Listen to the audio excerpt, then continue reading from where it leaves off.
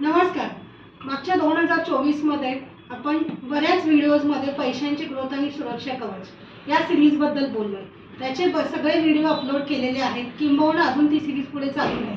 नमस्कार, मी आशा वाळी, स्पर्शा इन्व्हेस्टमेंट्स. 2000 सालापासून आम्ही या गुंतवणुकीच्या क्षेत्रात काम करतो. आज आपण नवीन वर्षाची सुरुवात जी करणार आहोत ती खूप महत्त्वाच्या मुद्द्याविषयी. तो म्हणजे बऱ्याच वेळेला असं होतं की अचानक पैशांची गरज लागते आणि त्यावेळी मग आपण असलेल्या आपल्या गुंतवणुकीतून किंवा पर्सनल लोन घेण्याच्या मार्गी लागतो आणि यातून आपलं सगळं नियोजन बिघडतं. तर यासाठी सगळ्यात महत्त्वाचं आहे तो म्हणजे इमर्जन्सी फंड.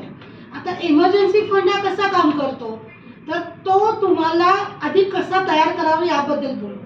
किमान तुमचा जो मंथली येणारा इन्कम आहे त्यामध्ये 3 ते 6 महिन्याचा जो काही सोर्स असेल किंवा ती अमाऊंट असेल ती तुम्हाला बाजूला ठेवणं गरजेचं आहे. आणि तोच म्हणजे इमर्जन्सी फंड, ज्यामध्ये तुम्हाला कसं नियोजन करता येईल. तर एक सगळ्यात महत्त्वाचं जे आहे, जो महिन्याचा खर्च असतो तो खर्च करण्याआधी तुम्ही त्याचा आढावा घेणं अपेक्षित आहे, ज्यामध्ये अनावश्यक ज्या गोष्टी आहेत त्या न घेता तो फंड तुम्ही इकडे बाजूला काढून ठेवू शकता.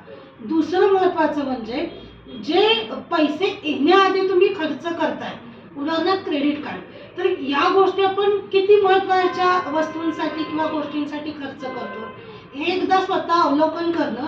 आणि तो जो पैसा आहे म्हणजे ते बिल भरण्यापेक्षा आपण ते इमर्जन्सी फंडमध्ये जर का पैसे बाजूला काढून ठेवू शकू. आणि सेव्हिंग्समध्ये जी अशी अमाऊंट आहे जी तुम्हाला वाटते की ही माझी सरप्लस राहतीये, तर ती रक्कम तुमची त्या महिन्याला जर बाजूला राहत असेल तर असा जो फंड आहे तो तुमचा इमर्जन्सी फंडमध्ये डेफिनेटली गुंतवता येतो.